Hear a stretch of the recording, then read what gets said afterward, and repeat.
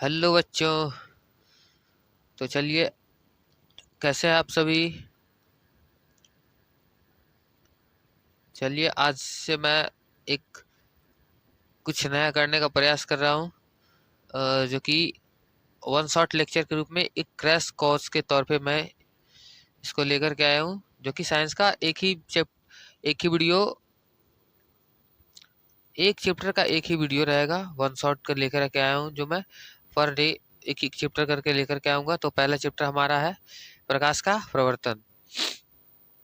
तो इसका one shot lecture लेकर के आया हूँ मैं। तो चलिए स्टार्ट करते हैं बिना वक्त गवाए। और ये हमारा रहा पहला चैप्टर, प्रकाश का प्रवर्तन। इसी तरह से आगे chapter chapter one by one करके मैं इसका वीडियो लाता रहूँगा। तो सबसे पहला चैप्टर हमारा है प्रकाश का प्रवर्तन। इसमें हम लोग इसको हम लोग एक एक करके, जैसे फर्स्ट, क्योंकि अब टेंथ बोर्ड में अब महज बहुत ही कम दिन बाकी है। बिहार बोर्ड में जो टेंथ का एग्जाम होगा उसके लिए अभी कम ही दिन बाकी, उसका डेट भी जारी हो गया, शायद 15 फेब से है। तो इसके लेकर के मैं जल्दी से एक वन शॉट क्रैश कोर्स लेकर के आया हूँ, जो कि वन शॉट के रूप में होगा पर एक चैप्टर जो होगा, मतलब कि जैसे फिजिक्स का जो भी है 6 चैप्टर, या केमिस्ट्री का जो भी है, तो हर एक चैप्टर को मैं कोशिश कर रहा हूँ कि एक ही वीडियो में, वन वीडियो में पूरा ही चैप्टर क्या कर दूँ, खत्म कर दूँ। इसके लिए वन शॉट लेक्चर लेकर के आया हूँ, और ये मेरा पहला वीडियो है, और ये चैप्टर है फिजिक्स का फर्स्ट चैप्टर। तो चलिए स्टार्ट करते हैं हम। तो सबसे पहले इसमें हम आता क्या है कि प्रकाश क्या है। तो सब कोई जानते हैं, ये देखो भाई साहब, प्रकाश क्या है।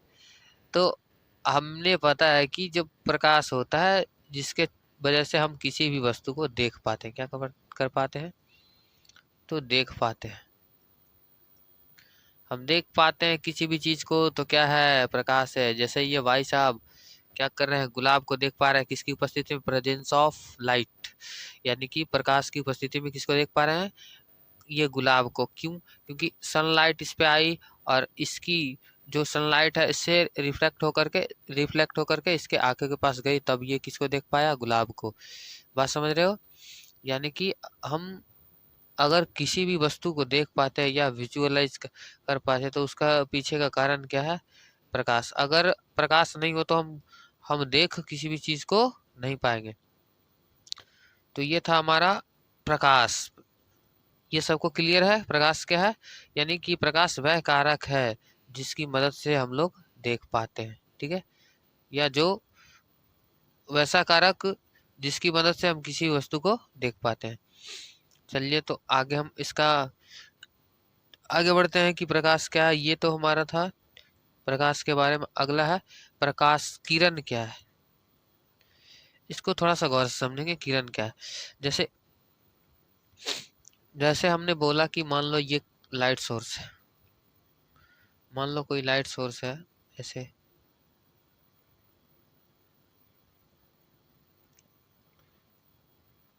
ठीक है। ये कोई लाइट सोर्स है, मान लो एक लाइट सोर्स मैंने बनाया, एक टॉर्च बना देता हूँ, ठीक है। और इससे लाइट जा रही है कुछ इस तरह से,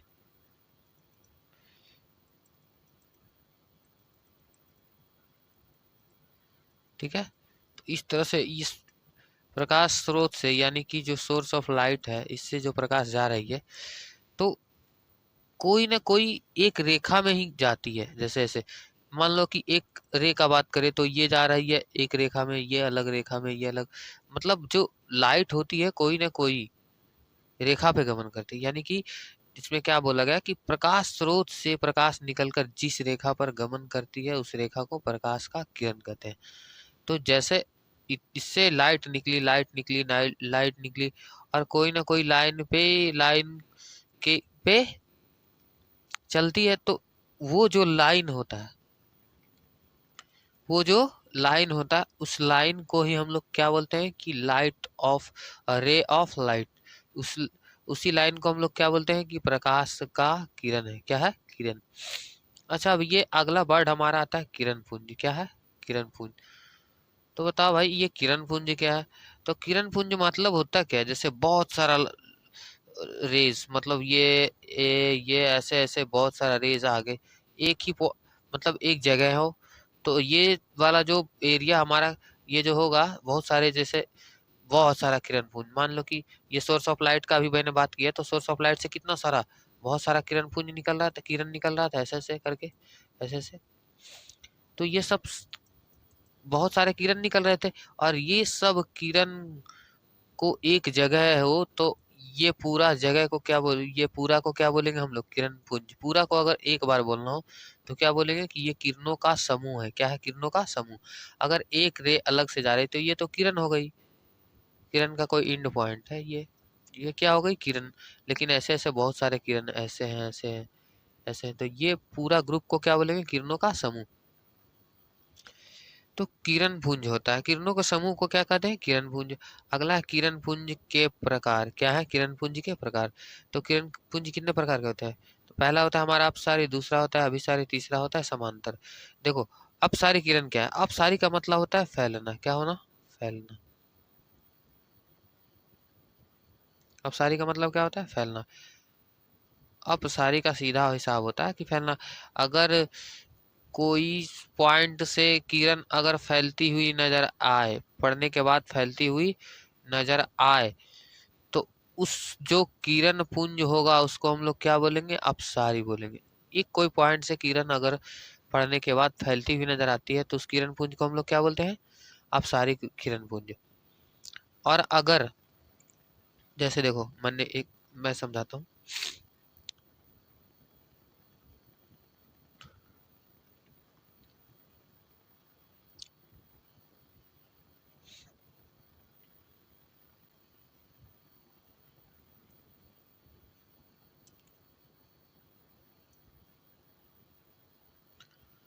जैसे अगर बात किया जाए कि ये किरण पुंज का, सॉरी, ये लाइट विजुअल है? No no no no no, ये लाइट नहीं, ये लाइट विजुअल है। चलो, ओके। तो हम अभी क्या पढ़ रहे थे? किरण पुंज। तो चलो किरण पुंज के थोड़ा सा समझते हैं बढ़िया से इन डिटेल में। जैसे किरण पुंज होता क्या है कि मान लो कि ये कोई सोर्स ऑफ लाइट है, ठीक है? ये क्या है? सोर्स ऑफ लाइट है। ये इसका मान लो स्विच है। चलो इनको थोड़ा सा हल्का कर ले हम। क्यों? हाँ, तो चलो ये मान लो सोर्स ऑफ लाइट है, सोर्स, ठीक है? ये सोर्स ऑफ लाइट, इससे बहुत सारी किरणें निकल रही है ऐसे।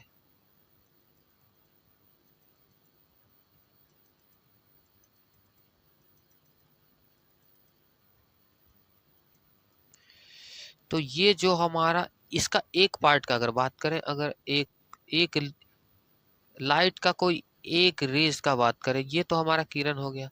और ऐसे ऐसे कितने सारे किरण है एक लाइट सोर्स से निकलती है। तो ये सारे किरण को जो ग्रुप होता है, किरण का जो क्या होता है? ग्रुप, ग्रुप ऑफ रेज, यानी कि किरणों का समूह। क्या? किरणों का समूह को क्या बोला जाता है? किरण पुंज। क्या बोला जाता है? अब ये किरण पुंज कितने प्रकार का होता है? तो देखो, अगर टाइप का बात करें तो किरण पुंज 3 प्रकार का होता है। कितने प्रकार का होता है?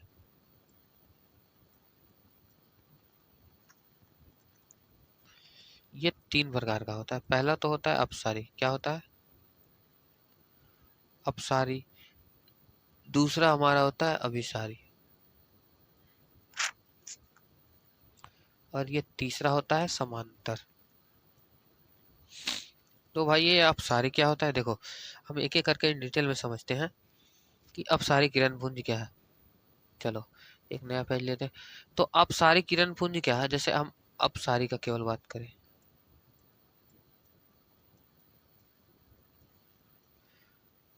ठीक है? तो अपसारी के बारे में, यानी कि इससे अपसारी मतलब अगर सीधे बात बात में देखें तो अपसारी मतलब होता है क्या? फैलना। क्या होता है? फैलना। तो अगर अपसारी किरण पुंज का बात किया जाए तो इसको हम बोल सकते हैं कि अगर कोई पॉइंट पर लाइट आई पढ़ने के बाद अगर फैलती हुई जा रही है, ऐसे फैल रही है, ऐसे फैल रही है, ऐसे फैल रही है, ऐसे फैल रही है, तो ये सब जो किरण पुंज है किसी पॉइंट पे पड़ने के बाद क्या हो रही है, फैल रही है। तो इसको हम लोग बोलते हैं अपसारी। क्या बोलते हैं? अपसारी। और अगर अभिसारी का बात करें, किसका? अभिसारी का। ये हो गया अपसारी। और अभिसारी का बात करें,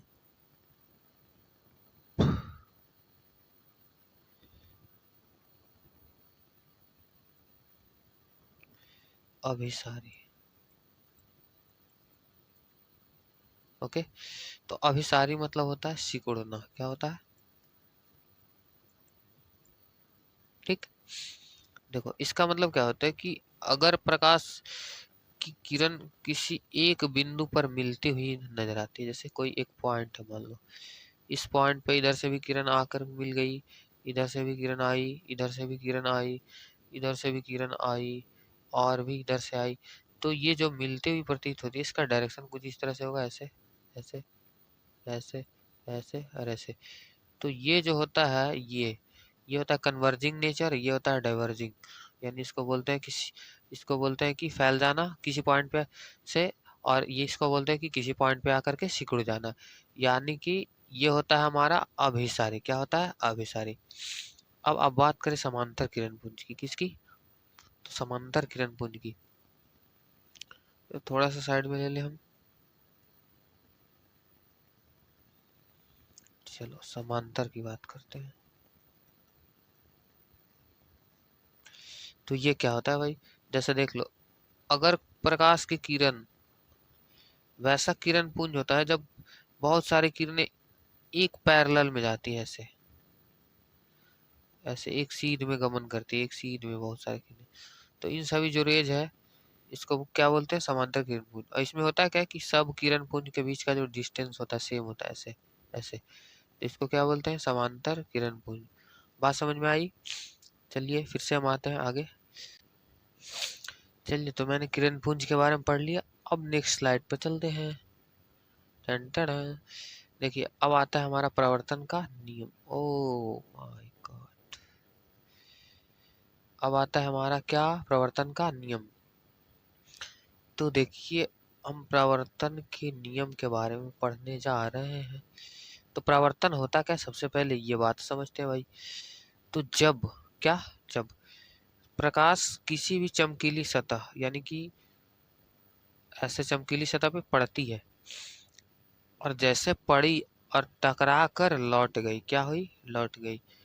मान लो ये पड़ी और ये लौट गई, तो किसी भी चमकीली सतह पे प्रकाश टकरा पड़ती है और टकरा कर लौट जाती है, उसको हम क्या बोलते हैं? प्रकाश का प्रवर्तन। क्या बोलते हैं? यानी कि प्रकाश का किसी चमकीले सतह पे पड़ना और टकरा कर लौट जाना ही क्या कहलाता है? प्रवर्तन। तो टकरा कर लौटे तभी प्रवर्तन कहा जा सकता है। तो इसके दो नियम है हमारे। कितने नियम है? दो नियम है। कौन कौन से नियम है भाई? तो ये हमारा इसमें फर्स्ट लॉ क्या है? देखो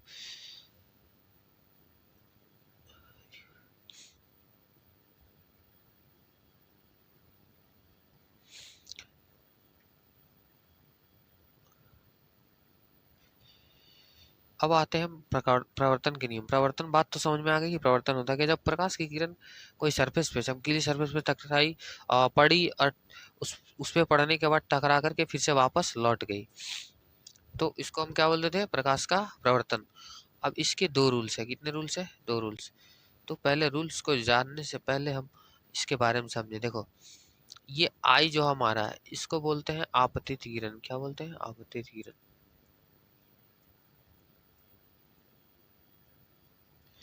और ये आर है, इसको बोलते हैं परावर्तित किरण। क्या बोलते हैं?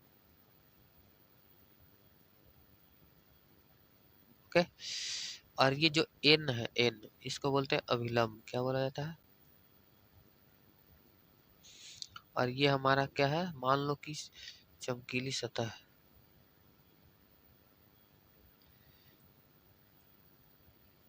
ठीक। अब देखो जब प्रकाश की किरण कोई एंगल पे, मान लो कोई भी एंगल पे कोई एंगल बना करके किस पे टकराई, इस सरफेस पे, और टकराने के बाद पुनः वापस लौट गई। तो जब इस पे अभिलंब डाला गया, ये अभिलंब होता है ना, जब अभिलंब होता है जो एंगल बताता है, हमें क्या बताता है, अभिलंब इसलिए डाला जाता है कि जो दोनों बीच का एंगल पता चल जाए। तो जब प्रकाश की किरण आती है और टकरा कर लौटती है तो उसके बीच में एक अगर जो अभिलंब डाला जाता है तो ये जो दोनों एंगल होता है, ये एंगल और ये एंगल बराबर होता है। क्या होता है, बराबर। यानी कि कोण आई जो होता है कोण आर के क्या हो जाता है, बराबर। तो इसी में इसी से हमारा हमारा जो है प्रवर्तन का पहला रूल बनता है क्या, कि पहला रूल तो ये है भाई कि जो आपतित किरण है, क्या है,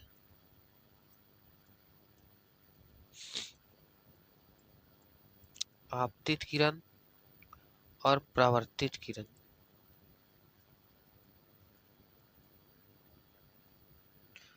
आपतित किरण, परावर्तित किरण, और उस पर डाला गया अभिलंब।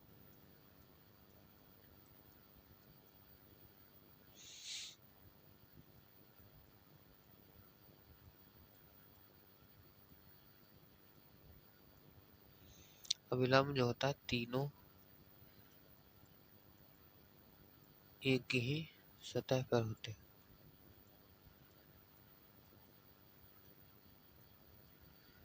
कोई दिक्कत, देखो ये था आपतित किरण और ये रहा हमारा टकराने के बाद की किरण यानी कि परावर्तित किरण, परावर्तन होने के बाद की किरण तो परावर्तित किरण, और ये हमारा डाला गया नॉर्मल यानी अभिलंब।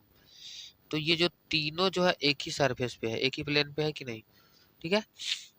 अब ये दूसरा रूल क्या होता है कि जब अभिलंब डाला गया तो आपतन कोण किसके बराबर होता है, प्रवर्तन कोण के बराबर होगी। यानी हमें लिखेंगे कि आपतन कोण जो होता है, तो हमारा आपतन कोण कौन है, यानी आपतित किरण और अभिलंब के बीच जो एंगल बनता है उसको आपतन कोण बोलते हैं। क्या बोलते हैं, आपतित किरण ये और अभिलंब के बीच जो एंगल बना उसको क्या बोलते हैं, आपतन कोण।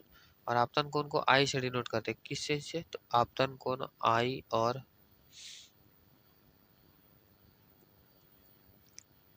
प्रवर्तन कोण हमारा जो होता है आर, वो बराबर होता है, क्या होता है,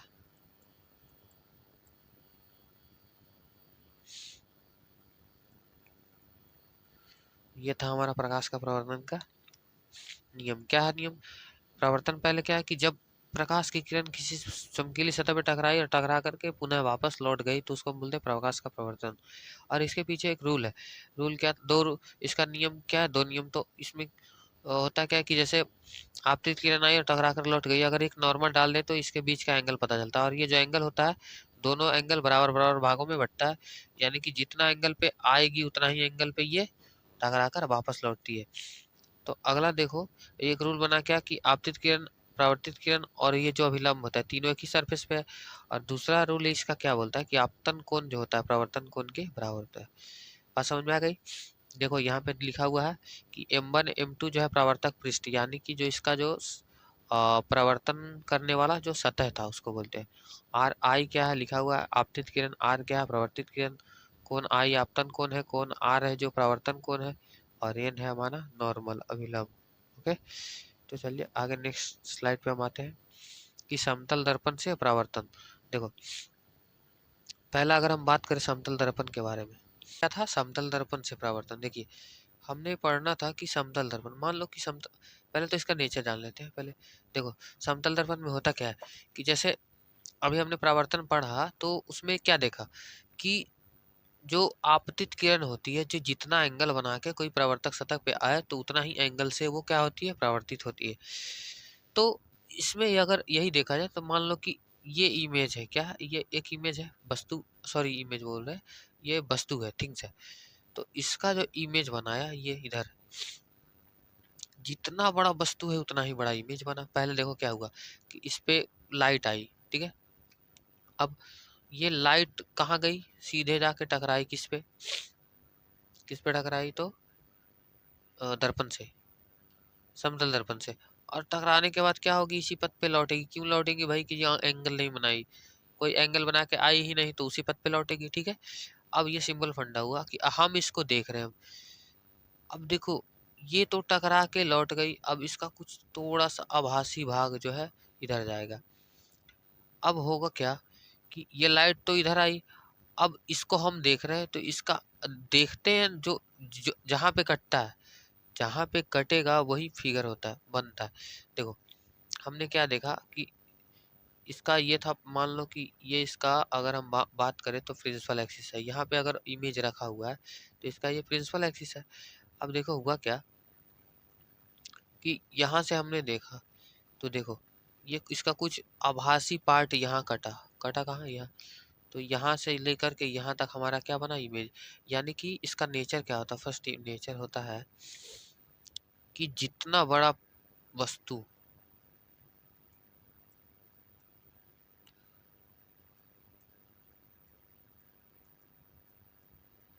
वस्तु होगा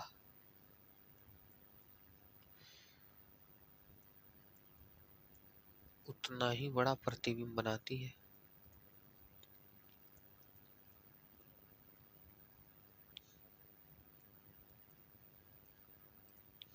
ये पहला नेचर। दूसरा नेचर क्या है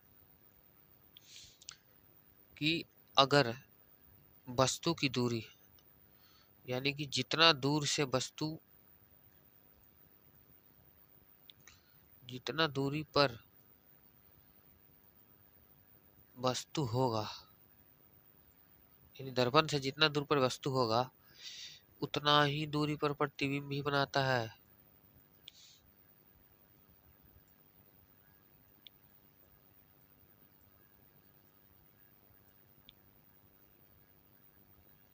दूसरा, सॉरी तीसरा, प्रतिबिंब कैसा बनाएगा, आभासी। क्यों, क्योंकि ये बनाता है दर्पण के पीछे। चौथा क्या बनाएगा, चौथा इसका नेचर क्या है, अगर बात करें, ये तो आभासी प्रतिबिंब, और कैसा बनाएगा, सीधा बनाएगा। कैसा बनाएगा, बिल्कुल सीधा। ये था हमारा किसका नेचर, समतल दर्पण का। देखो हम एक ड्रॉ बना के देखते हैं। देखो जितना दूरी इसका यहाँ से यहाँ का है उतना ही दूरी इसका यहाँ से यहाँ का है, ठीक है। यानी कि ये दूरी, यानी वस्तु दूरी यू जो होती है, इसके बाद प्रतिबिंब दूरी भी क्या बराबर होती है। हाइट ऑफ इमेज जो होती है, मतलब हाइट ऑफ वस्तु का जो ऊंचाई होगा वो भी किसका ऊंचाई होगा, प्रतिबिंब की ऊंचाई, ठीक है। तो ये था हमारा समतल दर्पण से परावर्तन। अब आगे आते हैं हम, थोड़ा सा बात करें इसमें। आगे हमारा पार्ट हमारा है गोलीय दर्पण से परावर्तन, ठीक है।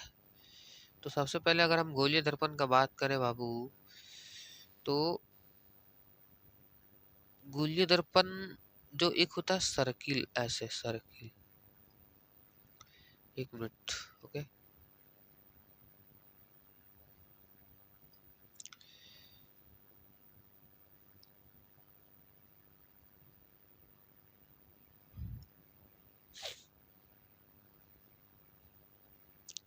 देखो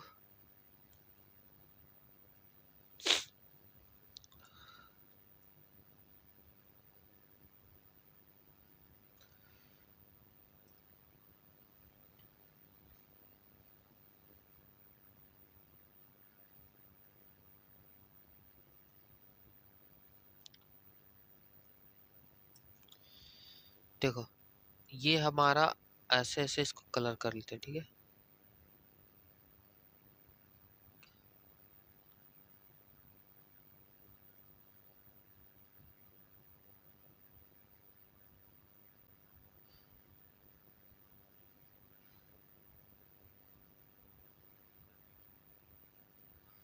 ओके, अब इसको कलर कर लेते हैं।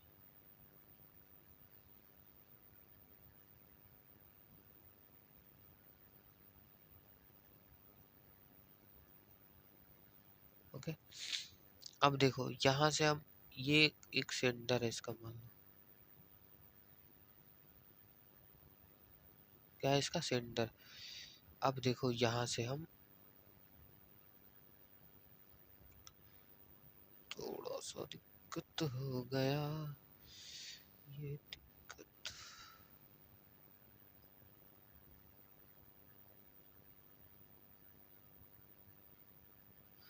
ठीक है। देखो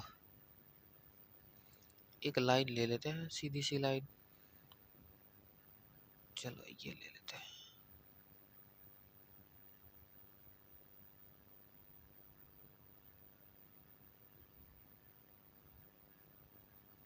ओके, देखो भाई, ये इसका सेंटर है, ठीक है, क्या है, सेंटर। अब देखो इसको अगर पूरा क्या हो गया, ये हो गया। चलो अब सीखते हैं कि एक, मान लो ये गोलीय दर्पण है, क्या गोलीय दर्पण होता क्या, तो गोलीय दर्पण सबसे पहले हम अगर बात करें गोलीय दर्पण का,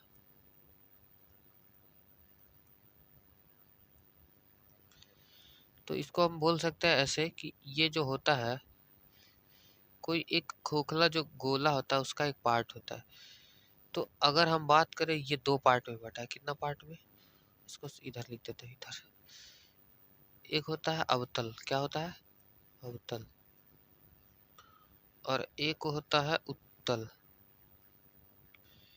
एक होता है हमारा अवतल, दूसरा क्या होता है, उत्तल, ठीक।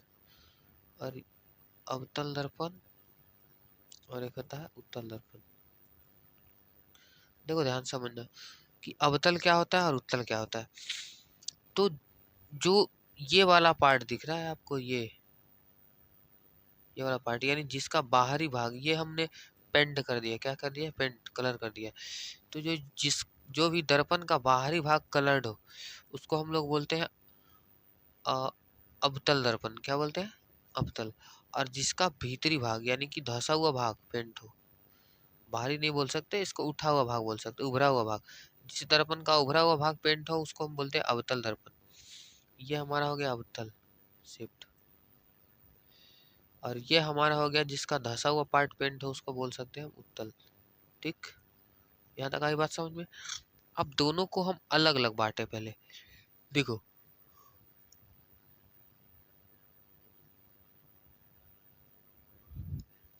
यहाँ तक किसी को कोई दिक्कत। पहले गोलीय दर्पण समझ में आया, गोलीय दर्पण किसी खोखले गोले का एक पार्ट होता है। अब देखो, ये इसका रेडियस और ये इसका सेंटर, ठीक है। अब इसी से एक मैंने एक सर्कल बनाया। अब देखो कि इसका जो बाहरी भाग जो रंगा हुआ है वो अवतल बनने का, रंग पेंट कर देंगे, अब ये दर्पण बन गया।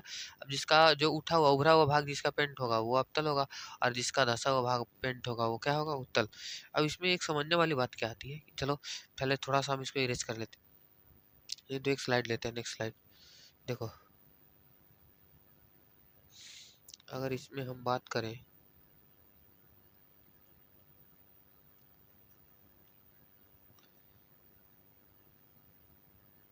ओके, अब इसको इरेज कर लेते थोड़ा सा। ये इरेज नहीं हो रहा ब्रदर,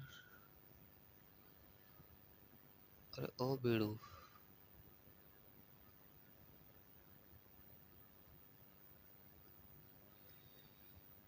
काहे नहीं हो रहा अभी,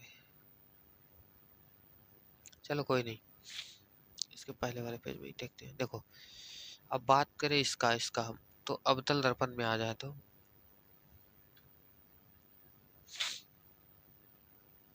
देखो, ये हमारा रहा अवतल दर्पण, ये रहा हमारा उत्तल दर्पण। तो चलिए एक लाइन लेते हैं, सीधा सा लाइन, चलो ब्लैक ही लेते कलर। देखो समझना ये है कि मान लो ये अवतल दर्पण है, देखो इसका ये हमारा प्रिंसिपल एक्सिस है, क्या है, मुख्य अक्ष जिसको बोलते हैं, इसको हम पोल बोलते हैं, ध्रुव बोलते हैं, क्या बोलते हैं, ध्रुव, ठीक है। और ये हमारा उत्तल दर्पण है, तो इसका ध्रुव समझ लो ये, ठीक है। अब इसका ध्रुव से फोकस बिंदु की दूरी को हम लोग फोकस दूरी बोलते हैं, और ध्रुव से सेंटर की दूरी को बोल देते हैं वक्रता त्रिज्या, बोल देते हैं सेंटर ऑफ कर्वेचर, ठीक है। अब इसको भी सेम मान लेंगे कि ध्रुव से कुछ दूरी पर जो होता है, ध्रुव से फोकस बिंदु की दूरी फोकस दूरी, और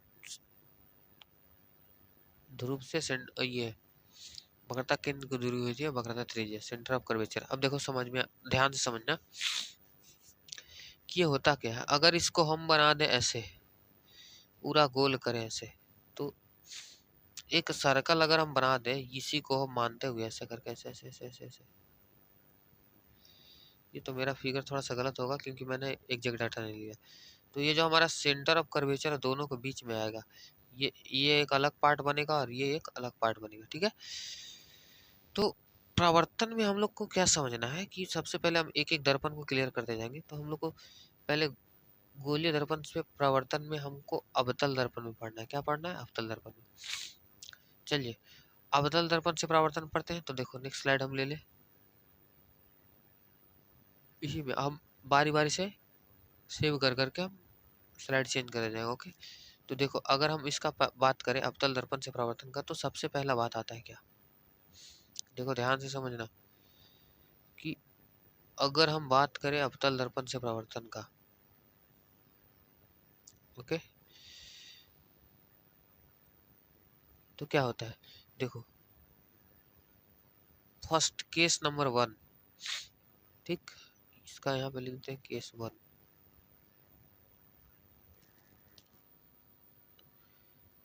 ओके, केस 1 क्या होता है कि जब अनंत से आए प्रकाश की किरण, ऐसे अनंत से आ दर्पण से टकराए, अनंत से आए और दर्पण से टकराने के बाद देखो जब प्रकाश की किरण अवतल दर्पण पे अनंत से आकर के पड़ती है तो ये क्या करती है ने कि फोकस से होकर गुजर जाती है। कहाँ से गुजर जाती है? फोकस से। देखो आप लोग ऐसे नहीं बनाना क्योंकि गलत फिगर हो सकता है। आप लोग पेन और पेंसिल, सॉरी पेंसिल और ये क्या बोलता है उसको, स्केल वगैरह लेकर के बनाइए, ठीक है। तो जब ये हमारा पहला केस बोलता है क्या कि जब प्रकाश की किरण अनंत से आएगी, कहाँ से? अनंत से आएगी तो दर्पण से टकराने के बाद फोकस से होकर गुजरती है। कहाँ से? फोकस से। अच्छा, इसका एक नेचर होता है कन्वर्जिंग नेचर, मतलब सिकुड़ा देती है, ये सिकुड़ा, इसका काम होता है सिकुड़ाना। क्या करना? सिकुड़ाना, जिसके चलते इसको बोला जाता है अपसारी। क्या बोला जाता है?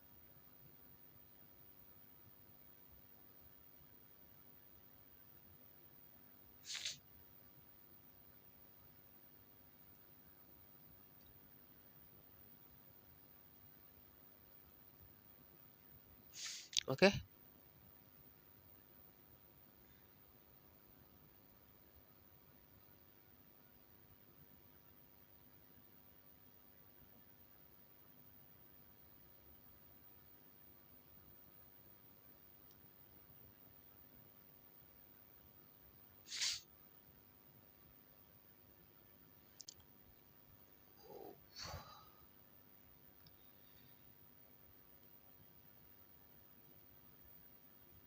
देखो इसका काम है कि सिकुड़ा देना। क्या कर देना?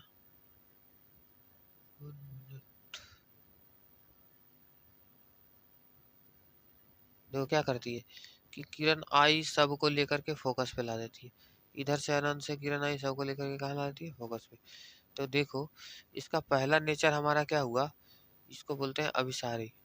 क्या बोलते हैं? अभिसारी नेचर, कन्वर्जिंग नेचर होता है इसका। यानी कि पहला पहला केस क्या है कि जब प्रकाश की किरण अनंत से आएगी तो अवतल दर्पण से टकराने के बाद फोकस से गुजरेगी, पहला नेचर। दूसरा क्या है कि अगर फोकस पे ही आ जाए, क्या? फोकस पे ही आ जाए, पहला नेचर ये था, ठीक। अगर फोकस पे ही आ जाए, मान लो कि ऐसे आ जाए फोकस पे, तो दर्पण से टकराने के बाद किसके समांतर हो जाएगी? मुख अक्ष के समांतर। ये रूल नंबर हमारा 2, ठीक है। यानी कि फोकस पे आएगी तब ऐसे। तीसरा इसका क्या है रूल? तीसरा रूल ये है कि अगर सेंटर पे आएगी, कहाँ? सेंटर पे ऐसे। मैंने फिगर गलत बना दिया बस, 1 मिनट तो वेट करना, स्पेस थोड़ा कम है।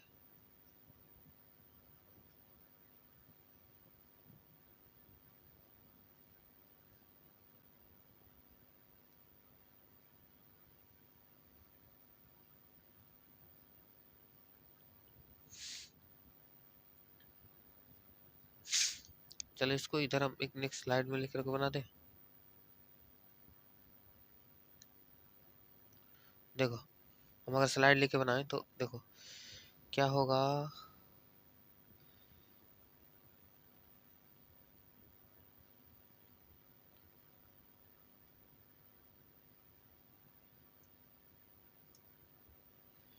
देखो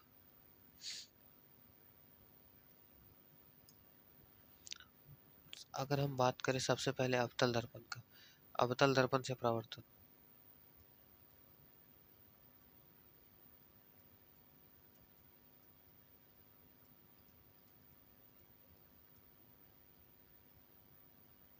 ठीक। तो अगर अवतल दर्पण का बात करें हम, तो इसका 3 नेचर क्रिएट होता है। पहला नेचर, मान लो ये अवतल दर्पण है, क्या है, ठीक है, ये इसका मुख अक्ष है, क्या है, मुख अक्ष, और ये इसका ध्रुव है P, इसको मान लो M कुछ भी M1 M2, इसको मान लो, इसको M1 मान लो, ठीक है। ये मान लो इसका फोकस है, क्या है, फोकस, और इसका सेंटर है, ठीक है। अब देखो ध्यान से, इसका नेचर क्या क्या है, प्रवर्तन, मतलब कब कैसे किरण आएगी तो ये कैसे प्रवर्तित करेगा। अगर हम इसका फर्स्ट केस का बात करें, तो जब दर्पण पे, अवतल दर्पण पे प्रकाश की किरण अनंत से आकर के टकराएगी, तो ये टकराने के बाद फोकस से होकर सीधी निकल जाएगी, ठीक है। ये था हमारा रूल नंबर फर्स्ट, ओके। दूसरा केस का है, केस नंबर 1, ये हमारा केस 1 है, क्या है, कि अगर मुख अक्ष के समांतर या अनंत से आए,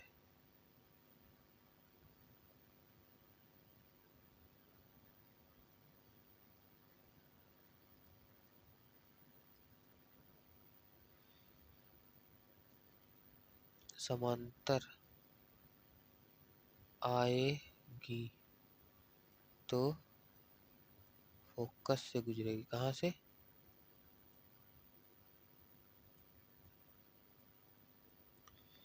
ये था पहला। केस नंबर 2 का बात करते हैं। चलिए केस नंबर 2 हमारा है कि मान लो ये अवतल दर्पण है, क्या है,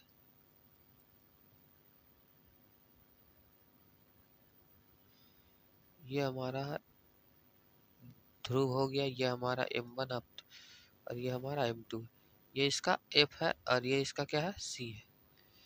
अगर प्रकाश की किरण F पे ही आए, कहाँ आए, F पे ही आए, तो ये टकराने के बाद लौट जाती है किधर, यानी कि टकराने के बाद किधर हो जाएगी, किसके समांतर हो जाएगी, तो मुख अक्ष के समांतर।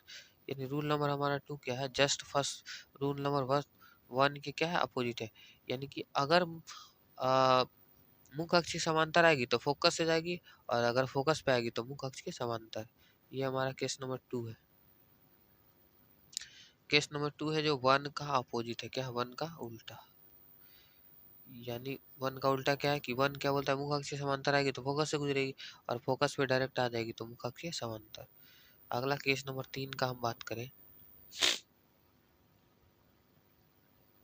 केस नंबर 3, ओ सॉरी,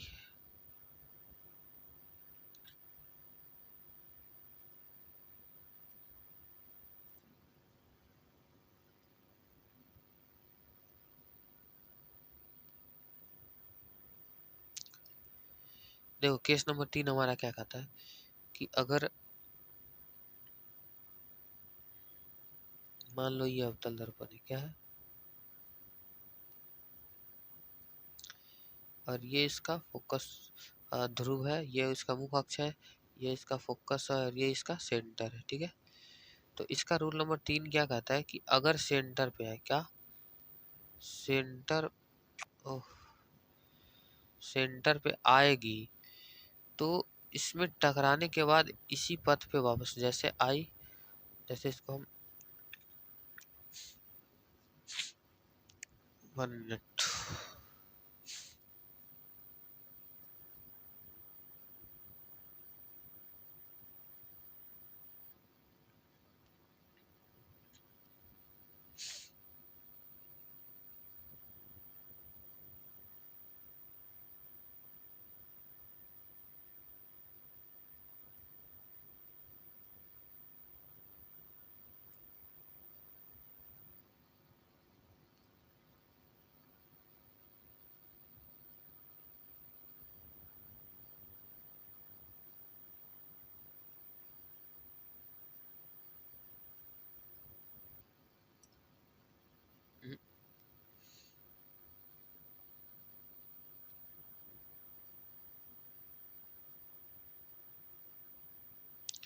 देखो अगर मान लो ये कोई अवतल दर्पण है, ठीक है, तो हम इसका बात करें, ये मुख्य अक्ष है, ये इसका ध्रुव है, ये इसका फोकस है और ये इसका सेंटर है। अगर प्रकाश की किरण डायरेक्ट सेंटर पे आएगी, क्या आएगी, सेंटर पे, तो ये टकरा करके इसी पथ पे लौट जाएगी, ठीक है। जैसे ही आई वैसे ही लौट जाएगी। ये केस नंबर 3 था। यानी कि अगर हम तीसरा केस 3 क्या है कि अगर प्रकाश की किरण वक्रता केंद्र पे आएगी, अवतल दर्पण के वक्रता केंद्र पे आएगी, तो तब टकराने के बाद, दर्पण से टकराने के बाद उसी पे लौट जाएगी। क्या हो जाएगी, उसी पे लौट जाएगी। अच्छा, इसमें एक कॉमन बात क्या रहता है सब में, देखो ये सेंटर क्या होता है ना, सेंटर देखो, ये जो सेंटर होता है हमारा, यहाँ देखो हर जगह हाय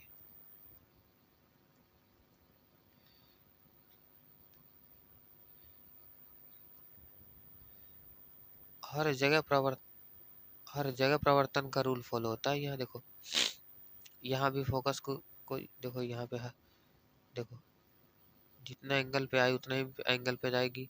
फिर यहाँ क्या हो रहा है, यहाँ खुद सेंटर पे ही आ गई। क्यों, देखो यहाँ पे गौर से समझना कि जो सेंटर होगा वहां से हमेशा सेंटर से अभिलंब होकर के जाता है। अभिलंब जो होता है हमेशा सेंटर से होकर के जाता है। देखो परावर्तन इस फेस में हुआ, तो ये अब सेंटर से क्या होता है, अभिलंब, सेंटर से क्या होता है, अभिलंब। और यहाँ अभिलंब क्यों नहीं गया, क्योंकि खुद ही ये जो है लाइन ही सेंटर पे आ गई। तो जब लाइन ही सेंटर पे आ गई तो अभिलंब क्या है, यहाँ पे तो एंगल बना ही नहीं, एंगल बना ही नहीं तो अभिलंब देने का जरूरत ही नहीं। तो यहाँ भी प्रकाश का प्रवर्तन का नियम फॉलो हुआ, यहाँ भी प्रकाश का प्रवर्तन का नियम फॉलो हुआ, और यहाँ। तो चलिए हम अब नेक्स्ट स्लाइड पे आते हैं।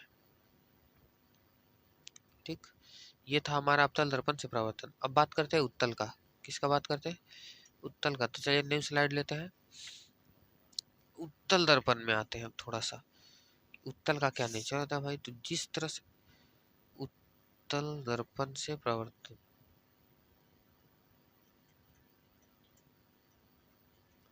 ठीक है,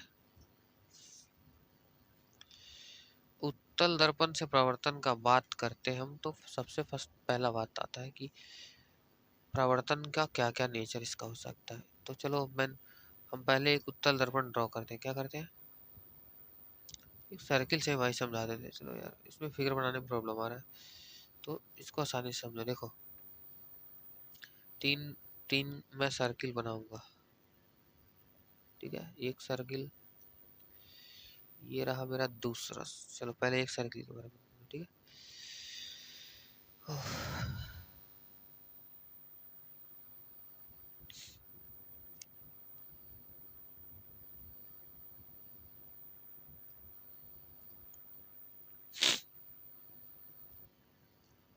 देखो ध्यान से समझना इसका रूल। अगर ये इसका तो पार्ट होगा अंदर से रंगा हुआ होगा, देखो अवतल दर्पण के था, अवतल दर्पण का उभरा हुआ भाग रंगा हुआ था, लेकिन उत्तल का क्या होता है कि धंसा हुआ भाग रंगा होता है। अब देखो इसको ध्यान से समझना कि यहाँ पे मान लो इसका फोकस है, क्या है, फोकस है, और इतना ही दूरी पे इधर फोकस होता है। क्या होता है, फोकस, यहाँ मान लो फोकस है यहाँ, ठीक है।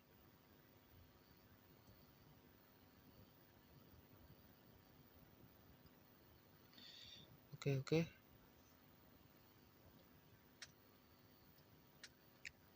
ठीक है। अब बात करते हैं हम, यहाँ पे मान लो इसका सेंटर है, यहाँ पे इसका सेंटर है। अब देखो होता क्या है, इसका भी सेम नेचर है। देखो पहला केस नंबर 1, अगर प्रकाश की किरण इसके मुख अक्ष के समांतर आएगी, तो इससे टकराने के बाद क्या होती है, फैल जाती है। फैलती है किस रे, देखो रूल क्या है इसका। तो उसमें क्या होता था ना कि फोकस पे आती थी, लेकिन इसमें फोकस पे आती नहीं, फोकस को यूज करके चली जाती है, ठीक है, ऐसे। ठीक है, इसका नेचर कुछ इस तरह से होता है, फोकस को यूज करके उड़ जाती है। अब देखो ऐसे ही इधर से अगर हम डालें, इसका फर्स्ट नेचर ये था, अगर इधर से भी डाल के देखो, कहीं से भी देखो, देखो अगर हम इसके समांतर लाएंगे तो ये फोकस को यूज करके क्या हो जाती है, फैल जाती है। ऐसा फोकस को यूज करके देखो भाई, फिगर तुम लोग पेंसिल और स्केल लेकर के बनाने, क्योंकि मैं फिगर बना रहा हूँ, थोड़ा सा प्रॉब्लम हो रहा है लिखने में, लिखावट में, ठीक है, क्योंकि पैड पैड से प्रॉब्लम होता है। ठीक है, तो अगला हम केस वन का बात करें। केस वन का इसका क्या है, केस वन, केस वन क्या है कि अगर प्रकाश की किरण किसके समांतर आएगी, मुख्य अक्ष के समांतर, मुख्य अक्ष के समांतर आएगी। ठीक है,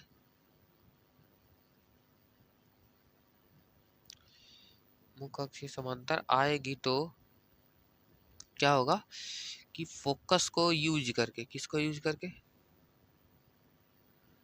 फोकस को यूज करके फैलेगी। यूज इसमें दिखेगा नहीं, आभासी रूप से यूज करके फैल जाएगी। क्या करेगी, फैल जाएगी। और इसमें भी देखो ये वाला रूल फॉलो होता है, अभिलंब जो होता है इसका भी सेंटर से आता है। देखो ऐसे, देखो यहाँ पे प्रवर्तन का रूल लग रहा है, इसका जो अभिलंब सेंटर से गुजर रहा है, और ये फोकस को यूज करके फैल रही है। अब आते हैं case number two. Case number two क्या रहा मेरा, देखो चलो फिर से मैं एक ले, अब की थोड़ा छोटा बनाता हूँ। ठीक है,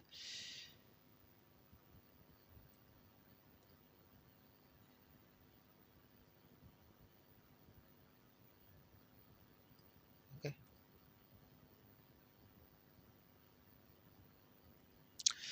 देखो केस नंबर टू क्या होता है कि अगर यहाँ पे मान लो इसका एफ है,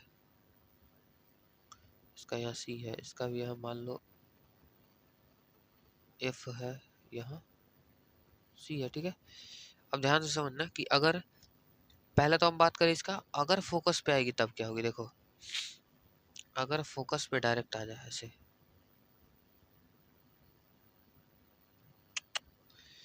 ये लाइन तो थोड़ा सा कड़वा है भाई, अगर हम इसको डायरेक्ट फोकस पे लाएं, देखो ठीक है, ऐसे ऐसे फोकस पे लाएंगे इसको, तो होगा क्या कि टकराने के बाद क्या होगा, देखो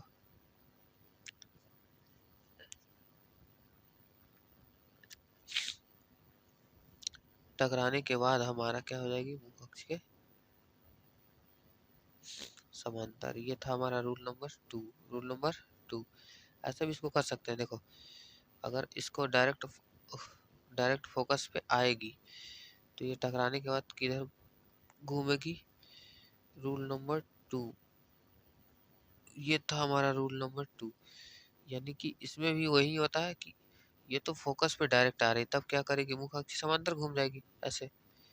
तो ये था हमारा rule number two. Case number two क्या बोलेंगे कि इसमें भी केस नंबर टू है वन का उल्टा, क्या होता है, वन का अपोजिट। ठीक, अब केस नंबर थर्ड का बात करें, यहाँ भी प्रवर्तन का रूल फॉलो कर रहा है। देखो इसका जो ये है विलंब जो होता है सेंटर से आता है। ठीक है, रूल नंबर अब थर्ड थर्ड का बात करें, केस नंबर थर्ड। ठीक है, देखो इसका रंग दो इधर से, ओके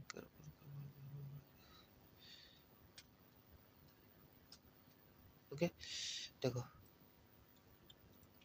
ये वाला पार्ट इसका कलर्ट कर दो, क्योंकि उत्तल दर्पण में पढ़ रहे हैं तो उत्तल दर्पण का धंसा हुआ पार्ट कलर्ट होता है। फिर से इसका धंसा हुआ पार्ट कलर्ट कर देंगे। ओके, और एक लाइन ड्रॉ करेंगे जो इसका प्रिंसिपल एक्सिस होगा।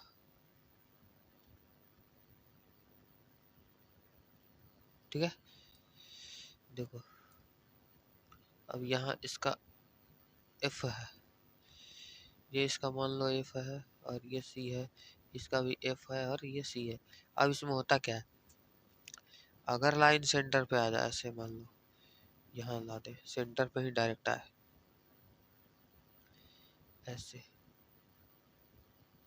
ठीक, जिधर से आई उधर ही क्या हो जाएगी, लौट जाएगी, क्योंकि एंगल बना ही नहीं रही तो प्रवर्तन होगा कहाँ से। इसका भी वैसा ही थर्ड नेचर है कि अगर सेंटर पे आएगी तो जिधर से गई उधर ही से लौट जाएगी। केस नंबर 3 था कि अगर प्रकाश का अपवर्तन का केस नंबर 3 क्या है उत्तल दर्पण से, कि अगर प्रतिबिंब वक्रता केंद्र पे आएगी, किस पे, केंद्र पे आएगी, तो दर्पण से टकराकर उसी पे लौट जाएगी।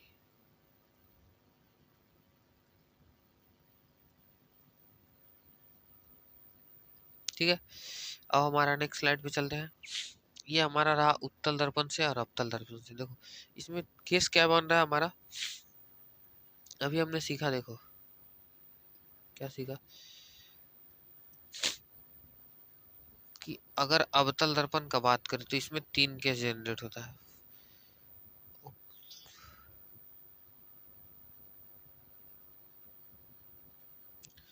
देखो पहला केस क्या था, पहला केस नंबर 1, केस नंबर 1 क्या था कि किरण अगर किरण मुख्य अक्ष के यानी प्रिंसिपल एक्सिस के समांतर आएगी, पैरेलल आएगी, तो कहाँ से गुजरेगी, एफ से। कहाँ से गुजरेगी, फोकस दूरी से।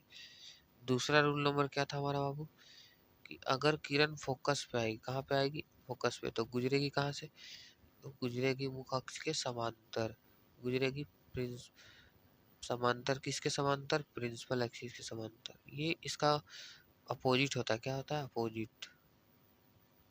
ठीक है, पी से प्रिंसिपल, ए से एक्सिस, प्रिंसिपल एक्सिस मतलब मुख्य अक्ष, और समांतर आएगी तो कहाँ से गुजरेगी, फोकस से।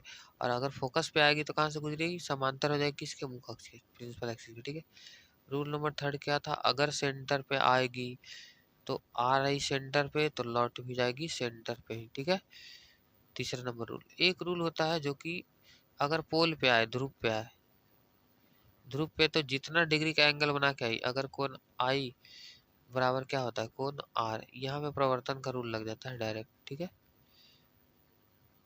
जैसे कि मान लो, चलो थोड़ा सा हम इसका डिस्कस ही कर लेते हैं। ठीक है, जैसे मान लो कि ये है हमारा मुख्य अक्ष और ये हमारा पोल, तो अगर ध्रुव पे आ रही है ऐसे ऐसे तो लौट जाएगी ऐसे, और ये जो हमारा मुख्य अक्ष है ये हमारा अभिलंब बन जाएगा, तो जितना डिग्री पे आए उतना ही डिग्री पे लौट जाएगी। तो अभी मैंने क्या बोला कि जब ध्रुव पर आएगी तो जितना कोण आई होगा उतना ही कोण आर हो जाएगा।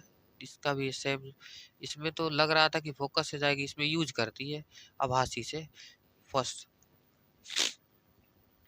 फर्स्ट क्या था, फर्स्ट हमारा बात ये था कि अगर मुख्य अक्ष के समांतर आएगी, पैरेलल टू प्रिंसिपल एक्सिस आएगी, तो इसमें फोकस को यूज करेगी, क्या करेगी, यूज, आभासी रूप से यूज करके फैल जाएगी, क्या करेगी, फैल जाएगी। ठीक, इसमें एक चीज ध्यान देना है भाई, सॉरी मैंने उल्टा लिखा दिया, अपोजिट, सॉरी ब्रो। ये एक मिनट एक मिनट एक minute, text text text text, यहाँ पे कर दो क्या,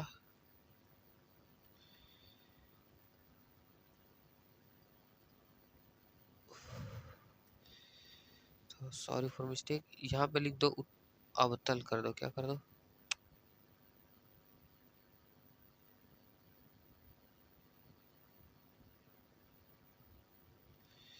नहीं तो एक मिनट थोड़ा सा सुधार ला देते हैं हम यहीं पे।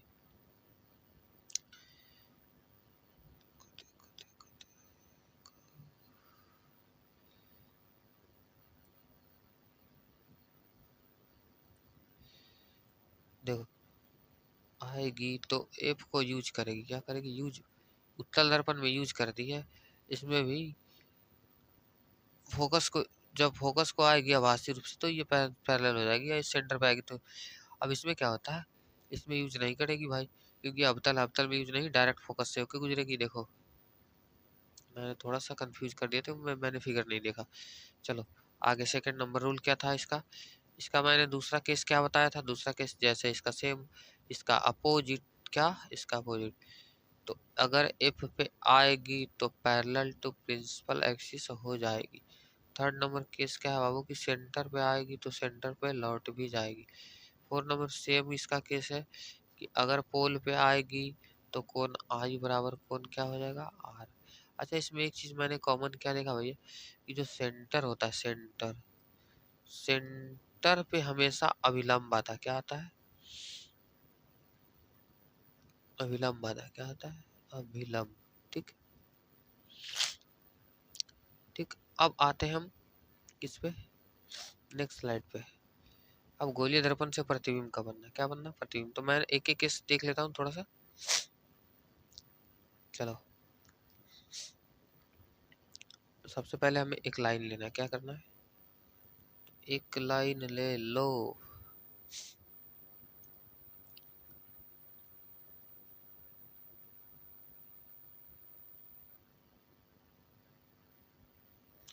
मान लो हमारा ये ध्रुव है, ये फोकस है, ये क्या है, सेंटर है।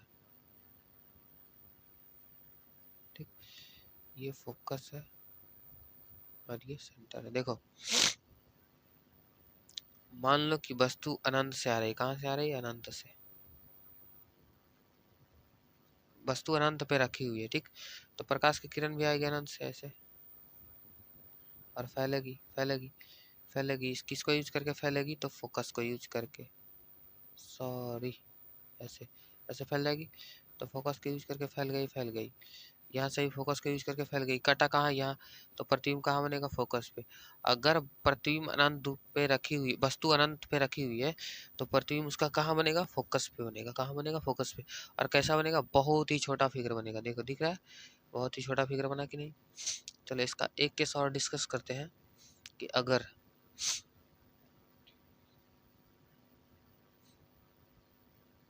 इसमें आ जाते हैं थोड़ा सा। ठीक, अब इसमें क्या होता है भाई, इसमें अगर वस्तु अनंत पे रखी हुई है, अच्छा, इसमें क्या है कि प्रतिबिंब तो बनेगी छोटा छोटा, लेकिन ये कटा कैसे, आभासी रूप से कटा कि नहीं। तो प्रतिबिंब बनेगी कैसा, आभासी। अच्छा, आभासी प्रतिबिंब कैसा होता है, सीधा। ठीक, और आभासी प्रतिबिंब जो होता है हमेशा दर्पण के पीछे बनता है। कहाँ बनता है, दर्पण के पीछे।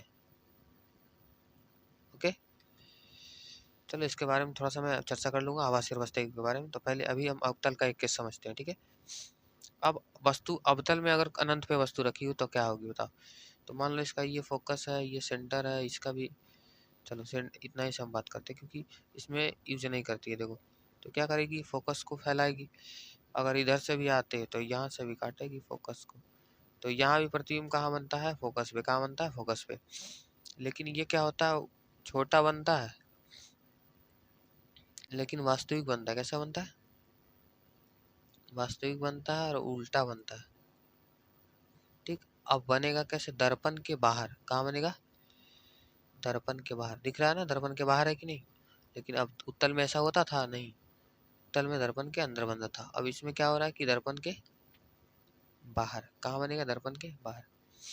चलो, एक एक केस दोनों का समझ लिए, थोड़ा सा एक एक केस और समझ लेते हैं। उसके बाद प्रतिबिंब वास्तविक और आभासी में थोड़ा सा अंतर समझेंगे। देखो, अगर हम बात करें इसी का फिर से, देखो मान लो कि ये उत्तल दर्पण है। क्या है, ठीक है।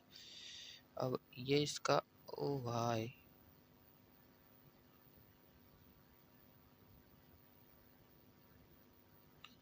इसका मान लो एफ एफ है और ये इसका सी है। ठीक है, इसका एफ है, ये इसका सी है। ठीक,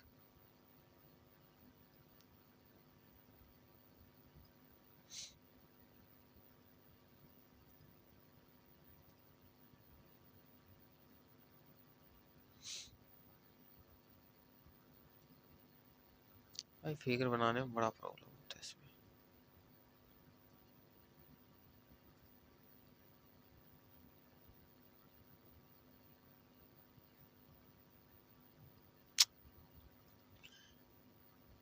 वन मिनट।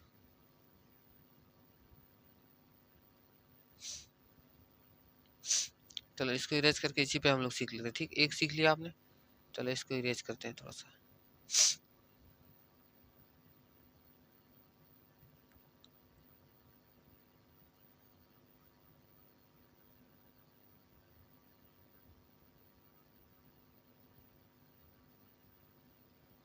तो 1 मिनट, 1 मिनट, 1 मिनट।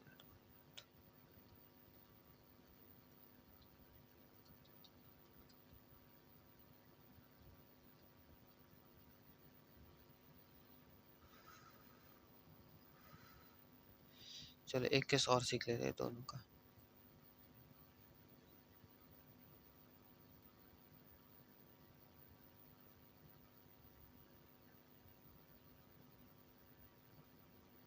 एक केस और क्या है, मान लो कि ये इसका प्रिंसिपल एक्सिस है। चलो, ओ भाई प्रॉब्लम बहुत होता है यार फिगर बनाने में इसमें।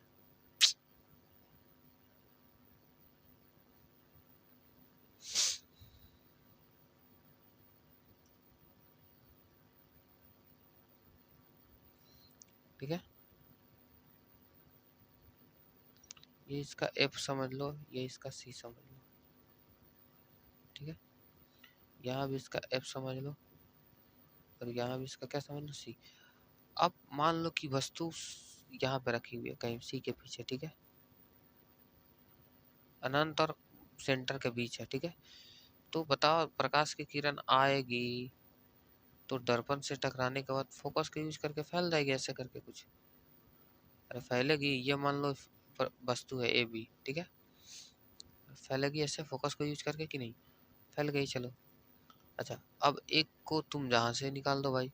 चलो तो मैंने निकाल दिया, कहाँ से मैंने निकाला, चलो एक फोकस से निकाल दिया इसका, क्योंकि इसका काटने का एक रूल तो मैंने समझा था कि ऐसे आएगी तो फोकस है। अब एक लाएंगे डायरेक्ट ही फोकस पे इसके ला दो, तो चलो फोकस पे ला देते हैं इसका। तो इसको कुछ काटेंगे इस तरह से,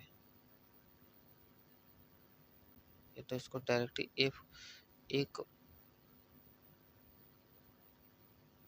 इसके फोकस पे से ला दो सेंटर पे। तो इसको काटी कहाँ, यहाँ पे काटी ना, काटी। अगर इसको सेंटर पर लाएंगे तो इससे काट दे, यहाँ फिगर बनेगा कहाँ, यहाँ। अच्छा, बात अगर इससे हम करें तो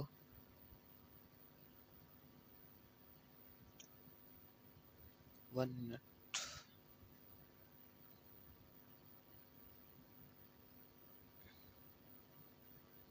ठीक है, ये पहला केस था। अब दूसरा केस, कोई एक केस से काट दो। तो एक एक तो हमारा दर्पण से टकराने के बाद फोकस को यूज करके फैलेगी। अच्छा, अब ये फोकस को यूज करके फैल गई तो मान लो इसका ये हुआ। अब इसी के आधा एक सेंटर से लाइन गई, तो सेंटर पे जाएगी तो यहाँ से कटेगी, कटेगी कि नहीं। देखो एक सेंटर पे जाएगी तो सेंटर वाली लाइन क्या है, उसी पे लौटेगी, लेकिन इसका आभासी भाग इसे इधर से जाएगा। देखो फिर से ध्यान से थोड़ा सा इरेज कर लेते हैं इसको। ठीक है,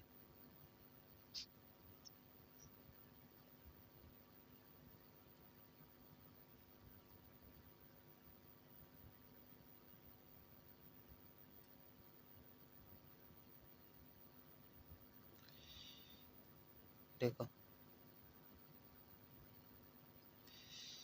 अगर ये इसका क्या होगा कि पहले तो आएगी तो दर्पण से टकराने के बाद ये फोकस को यूज करके उड़ जाएगी, फैल जाएगी। ठीक है, दूसरा क्या है कि कोई ना कोई एक लाइन जो एक रेखा है, सॉरी एक जो किरण है उस वो इसके सेंटर से क्रॉस करेगी, तो काटेगी कहाँ, यहाँ। वो भी आभासी रूप से काटेगी, क्योंकि अगर जो ये किरण आई सेंटर पे डायरेक्ट इसका ऐसे, ठीक है मान लो सेंटर पे आई, तो ये तो लौट जाएगी उसी उसी पे, लेकिन आभासी रूप से इसको काटेगी। तो कहाँ काटेगी, यहाँ। यहाँ काटेगी तो यहाँ प्रतिबिंब बना, कैसा बना, आभासी। और आभासी बना तो आभासी कैसा होता है, सीधा। और ये सीधा बना तो बड़ा बना कि छोटा बना, भाई छोटा बना, छोटा बना। कैसा बना, आभासी। कैसा बना, आभासी। आभासी क्यों है भाई, तो आभासी इसलिए कि ये प्रतिबिंब दर्पण के पीछे है। आभासी बना, छोटा बना और सीधा बना, कैसा बना, सीधा। अब अगला तुम्हें काम है कि तू सेंटर पर रख के बनाइयो, सेंटर पर रख के बनाओगे फिर से यही हाल होगा, ये टकराएगा, फोकस को यूज करेगा, भागेगा यहाँ से। और फिर क्या होगा, एक लाइन जो सेंटर से काटेगी ये, हर हाल में फिगर यही बनेगा, हर हाल में कहीं पे तुला दो। यानी कि इसका उत्तल दर्पण का एक, तो पहला मैंने क्या देखा, फर्स्ट केस उत्तल दर्पण में प्रतिबिंब बनने का, कि पहला बात तो ये होता है भाई कि जब वस्तु अनंत पे हो, कहाँ हो, वस्तु अनंत पे हो, तब तो ये फिगर बना देता है, कहाँ, तब तो प्रतिबिंब बना देता है, तब तो प्रतिबिंब बन जाती है फोकस पे, फोकस पे। और ये भी प्रतिबिंब जो बनती है सो दर्पण के पीछे, और कैसा बनती है, तो आभासी, और बहुत छोटा बनती है कि नहीं। अब इसका हर एक केस क्या आता है, हर एक केस में देखना कि ध्रुव P और F के बीच में बनता है प्रतिबिंब, चाहे जहां भी वस्तु को रख लो, ठीक है। तो ये था हमारा उत्तल दर्पण से। अब आते हैं हम अवतल दर्पण की बात करते हैं। तो अवतल दर्पण का एक नेचर मैंने अभी जस्ट बात किया था, अब एक नेचर और बात कर लेते हैं इसका। चलो मान लो वस्तु यहाँ पे सेंटर मान ले, यहाँ पे फोकस मान ले, ठीक है। अभी तो मैंने वस्तु को रखा था कहाँ, अनंत पे, अब रखते हैं सेंटर और अनंत के पीछे। देखो सेंटर और वक्रता केंद्र के पीछे, तो यहाँ से आएगी तो फोकस से गुजरेगी, एक लाइन और तुम कहीं से गुजार दो, मान लो मैंने सेंटर से गुजार दिया भाई, सेंटर गुजार दिया तो दर्प वक्रता केंद्र और फोकस के बीच बनेगी ये फिगर, और बनेगी कैसा, इससे छोटा बनेगी, कैसा बनेगी, छोटा। लेकिन भाई इसमें एक चीज और है कि ये वास्तविक बनेगी, कैसा बनेगी, वास्तविक। क्यों भाई, तो वास्तविक प्रतिबिंब जो होती है ना, जो दर्पण के हमेशा बाहर बनती है, कहाँ बनती है, बाहर बनती है।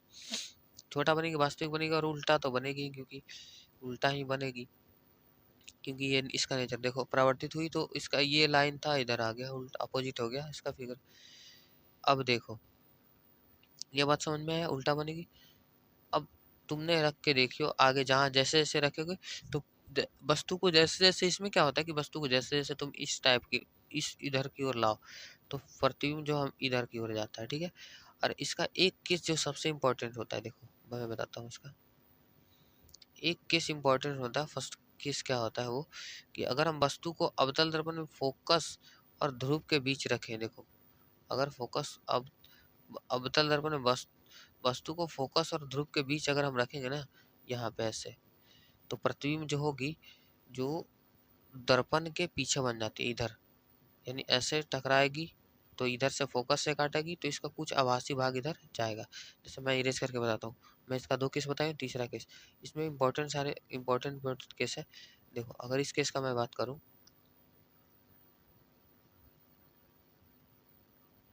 अगर हम बात करते हैं इसका, देखो अगर हम सेंटर है, यहाँ फोकस है, दो आपके आपके लिए HW है, दो दो फिगर आप अपने से बनाना, एक मैं इंपॉर्टेंट फिगर बना देता हूँ, कि अगर वस्तु को हम फोकस और ध्रुव के बीच रखें, ये केस इसमें ऐसा होता है कि अगर वस्तु को फोकस और ध्रुव के बीच रखा जाए तो प्रतिबिंब बनता है हमारा, अगर एक को सेंटर पर चला दें तो ये दोनों लाइन कभी टच नहीं करेगी। ये टच कब करेगी, देखो ऐसे और ऐसे, तो ये प्रतिबिंब बनेगी, यहाँ बनेगी। और कैसा बनेगी, आभासी, क्योंकि कटी आभासी रूप से। तो इसमें एक इम्पॉर्टेंट केस क्या होता है कि अवतल में, जब अवतल दर्पण में जब वस्तु को, ये तो हमेशा वास्तविक प्रतिबिंब बनाता है, दर्पण के बाहर बनाता है, कैसा बनाता है, वास्तविक बनाता है हमेशा, और उल्टा, ठीक। तो वास्तविक प्रतिबिंब तो हमेशा क्या बनेगा, दर्पण के बाहर। लेकिन इसका एक केस जो होता है, एक केस ऐसा होता है जब वस्तु को ध्रुव ध्रुव और फोकस के बीच रखा जाए, कहाँ रखा जाए, ध्रुव और फोकस के बीच रखा जाए, तब ये आभासी बना देती है। तब क्या बना देती है, ये आभासी आभासी प्रतिबिंब बना देती है, ठीक है।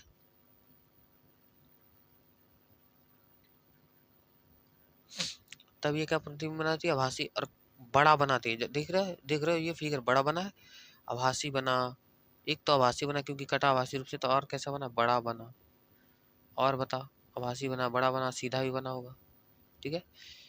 अच्छा, इसीलिए बोला जाता है कि जैसे सैलून में बोला जाता है कि अवतल दर्पण लगा होता है, ठीक है। तो भैया तो हम लोग तो पढ़े हैं कि अवतल दर्पण का एक नेचर होता है कि उल्टा प्रतिबिंब बनाता है, और जब भी बनाता है तो दर्पण से बाहर बनाता है। लेकिन हम लोग जब सैलून में जाते हैं, सैलून में अवतल दर्पण का उपयोग होता है, तो वहाँ पे क्या होता है कि अवतल दर्पण तो होता है, लेकिन वहाँ पे बाहर फिगर क्यों नहीं बनता, और वहाँ पे अ, अंदर ही क्यों बनता है? तो वही केस होता है कि हम लोग जो होता है ना, अवतल दर्पण के ध्रुव और फोकस के बीच में रहते हैं, इसलिए प्रतिबिंब दर्पण के अंदर बनता है और आभासी और सीधा बनता है, ठीक है। चलिए, और बड़ा भी बनता है। तो आगे हम नेक्स्ट बात डिस्कस क्या करने जा रहे हैं, देखो ये जो मैंने अभी पढ़ाया उसके बारे में देखो। अभी जस्ट मैंने क्या बताया कि उत्तल दर्पण में जो होता है कि अनंत पर रखेंगे तो फोकस पर बनेगा, दर्पण के पीछे बना, ये तो ठीक है। अत्यधिक छोटा बने, बिंदु के साइज का, आभासी और सीधा बने, ये भी मैंने बताया। ये बताया कि जब पी तथा एफ के बीच रखेंगे तो प्रतिबिंब छोटा बनेगा और आभासी तथा सीधा बनेगा, ठीक। अनंत तथा दर्पण के ध्रुव के पी के बीच रखने पर, ठीक है।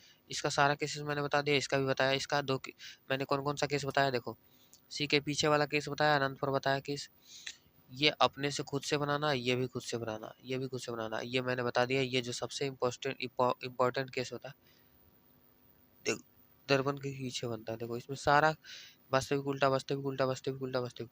लेकिन एक एक केस ऐसा एक केस ऐसा होता है जो कि आभासी और सीधा बनाता है, यही केस सबसे ज्यादा पूछा भी जाता है।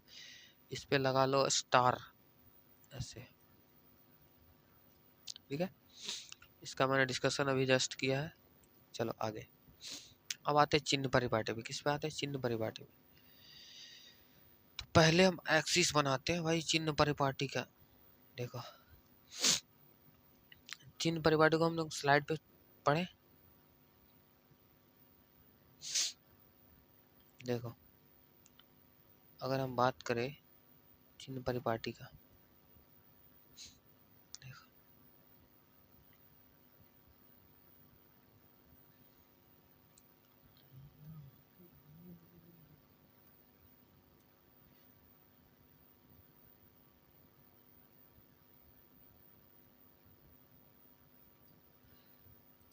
ठीक है।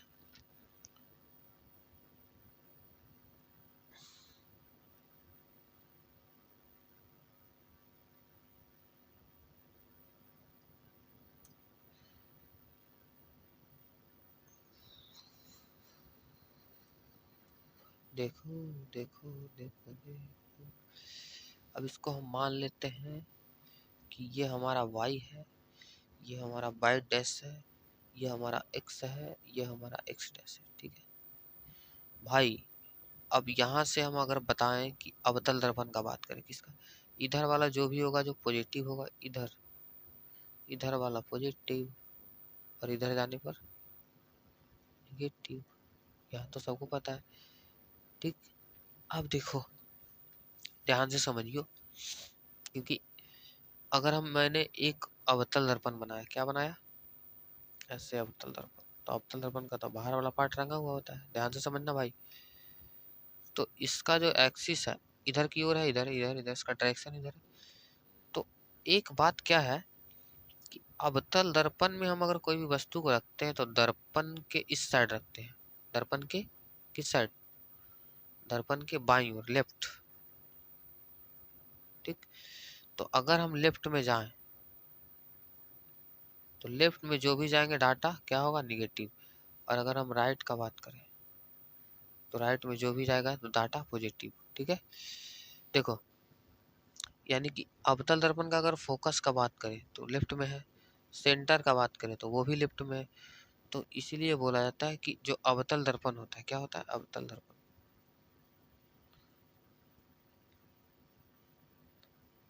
अवतल दर्पण का जो अवतल दर्पण का जो फोकस दूरी होता है एफ होता है निगेटिव।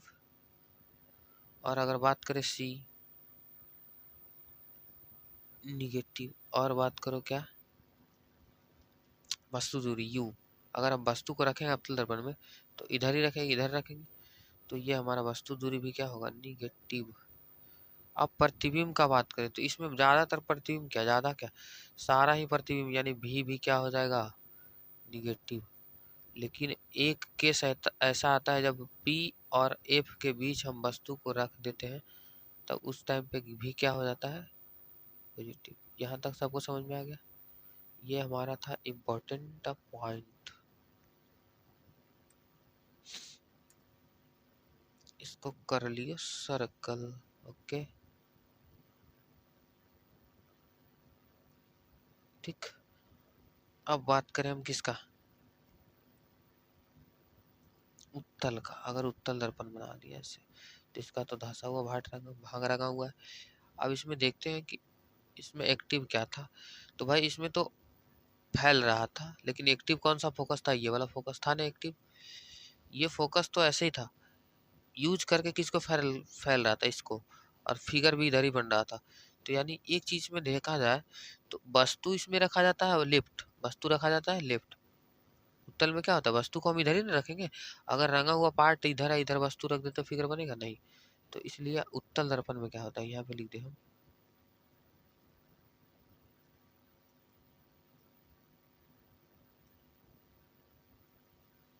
उत्तल दर्पण का बात करें तो इसका जो एफ होता है भाई, एफ होता है पॉजिटिव। क्यों? क्योंकि एफ जो है इसका राइट साइड में है, राइट में है, इसको यूज करके फैल रहा था, अभी बताया मैंने। तो एफ पॉजिटिव हो गया। अब इसका भी का बात करें, भी तो भी मतलब होता है प्रतिबिंब दूरी। अच्छा पहले सेंटर का बात कर ले, सेंटर। जब एफ पॉजिटिव तो सेंटर भी क्या हो जाता है, पॉजिटिव। अच्छा भी का बात करें, भी मतलब प्रतिबिंब दूरी। अच्छा यू मतलब वस्तु दूरी। अच्छा वस्तु को किधर रखें, हमेशा लेफ्ट रखेंगे। क्यों? क्योंकि इधर पार्ट रंगा हुआ नहीं है, इधर रखेंगे तो रंगा हुआ पार्ट है, रंगा हुआ पार्ट की तरफ रखेंगे तो वस्तु दिखेगा ही नहीं। तो इसलिए क्या हो जाएगा, यू जो है इसका होगा निगेटिव, ठीक है। और भी क्या हो जाएगा, भी इसका भी होगा पॉजिटिव। क्या होगा, क्योंकि फिगर हमेशा राइट साइड में बन रहा है, दर्पण के पीछे। यहाँ तक किसी को दिक्कत तो नहीं। दोनों में एक चीज क्या कॉमन आया भाई, दोनों में एक चीज क्या कॉमन आया, दोनों में एक चीज यह आया कॉमन, यानी कि दर्पण अवतल हो या उत्तल, वस्तु दूरी दोनों का क्या होगा, निगेटिव। बात समझ में आया क्या? ये था हमारा इम्पोर्टेंट पॉइंट। क्या था?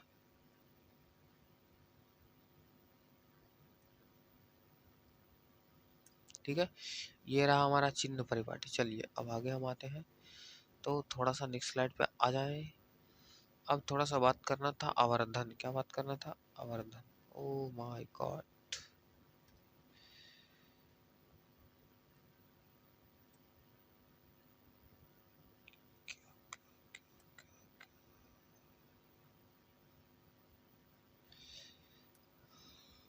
देखो अब बात करते हैं आवर्धन का।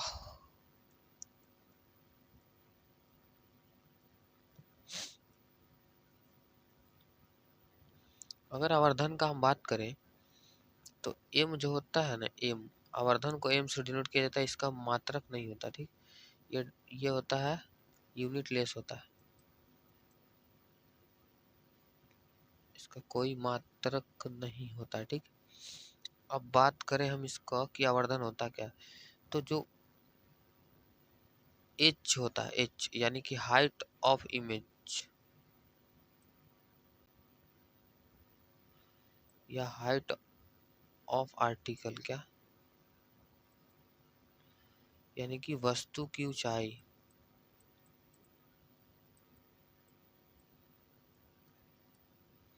और जो होता है प्रतिबिंब की ऊंचाई,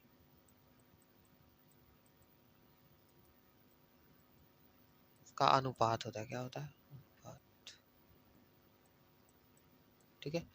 यानी एम बराबर हम बात करें तो एच अपॉन एच, एच हो जाएगा, इसको हम आई लिख दें, एच हो जाएगा हमारा आर्टिकल, ठीक है।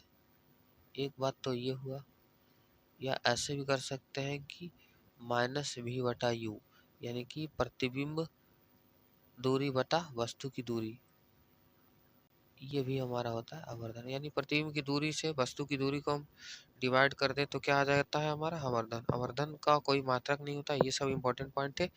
चलो अब एक बात हमको और थोड़ा सा समझना है कि जो इसका जो मान होता है, इसका मान पे कैसे कैसे डिपेंड करता है। देखो, अगर ये भी एक नोट पॉइंट है, इसको जहन में उतार लो। इसको हम थोड़ा सा ये करके लिखते हैं कलर्ड में। ठीक है। देखो अगर m का मान की वैल्यू ऑफ m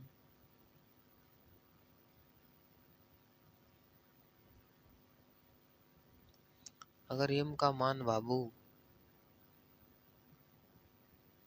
इसको ऐसे लिख दे और थोड़ा सा क्लियर कर देते, ठीक है। अगर m का मान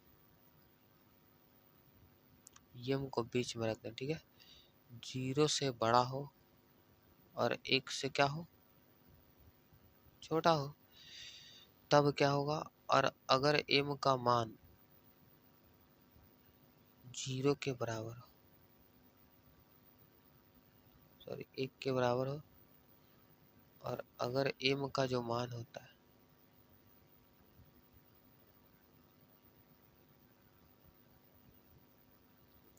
वो क्या हो, 0 से लेस देन 0, m का मान 1 के बराबर हो तब क्या होगा, और m का मान 0 से बड़ा हो और 1 से छोटा हो, ठीक है, तब क्या होगा। और अगर m का मान किसके बराबर हो, सॉरी 0 से छोटा हो, ठीक है, ऐसे कर देते हैं, ऐसे ऐसे ऐसे ऐसे ऐसे ऐसे ऐसे,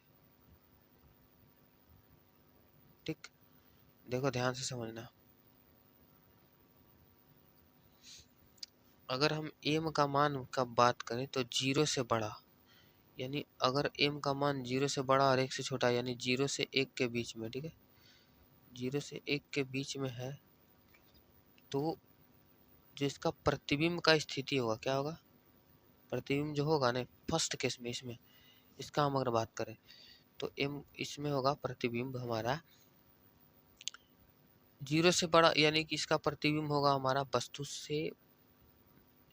वस्तु के बराबर ये होगा, और ये वस्तु से छोटा, यानी ये वस्तु से होगा बड़ा,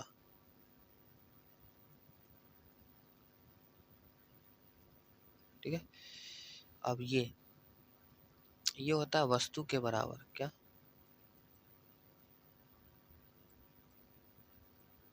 ठीक है, प्रतिबिंब भी हो जाएगा वस्तु के बराबर होगा। अब इसका बात करें 0 से छोटा तो प्रतिबिंब वस्तु से छोटा होगा, क्या होगा। अब देखो ये था हमारा इम्पोर्टेंट पार्ट। अब अगर बात करें हम, अगर m का मान 0 से बड़ा और 1 से छोटा हो तो प्रतिबिंब वस्तु से बड़ा होगा, ठीक है। अगर m का मान 1 के बराबर तो प्रतिबिंब भी वस्तु के बराबर, अगर m का मान 0 से छोटा हो तो क्या होगा, प्रतिबिंब वस्तु से छोटा होगा। अब हम बात करें कि अगर value of m is positive, अगर m का मान पॉजिटिव आ गया भाई तो ये समझ लो प्रतिबिंब उल्टा होगा, कैसा होगा भाई, उल्टा, कैसा होगा, उल्टा, ठीक। अगर m का मान निगेटिव आ गया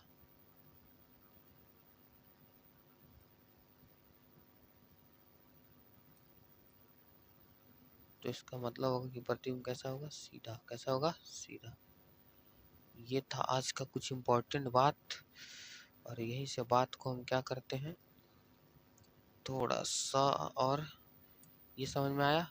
चल तो आवर्धन क्या था कि m का कोई मात्रक आवर्धन का कोई मात्रक नहीं होता है, मैंने पहले समझा। उसके बाद क्या होता है कि जो इसको हम क्या कैसे डिनोट करते हैं कि प्रतिबिंब की ऊंचाई और वस्तु की ऊंचाई के अनुपात का आवर्धन करते हैं, या तो प्रतिबिंब दूरी और वस्तु दूरी के अनुपात को आवर्धन बोलते हैं। अगर आवर्धन का मान कैसे कैसे डिनोट करता है, अगर वैल्यू ऑफ m 0 से बड़ा और 1 से छोटा हो तो प्रतिबिंब वस्तु से बड़ा होगा, और m बराबर अगर 1 हो यानी 1 के बराबर तो वस्तु के बराबर होगा प्रतिबिंब, और m अगर 0 से छोटा हो जाएगा तो प्रतिबिंब वस्तु से छोटा होगा। अगर value of m is positive तो वस्तु कैसा होगा, उल्टा। अगर value of m is negative तो वस्तु कैसा होगा, सीधा।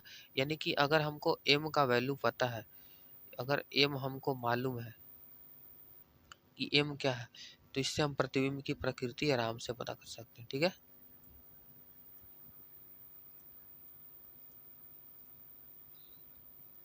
ठीक है, ये रहा हमारा आज का लेक्चर दोस्तों।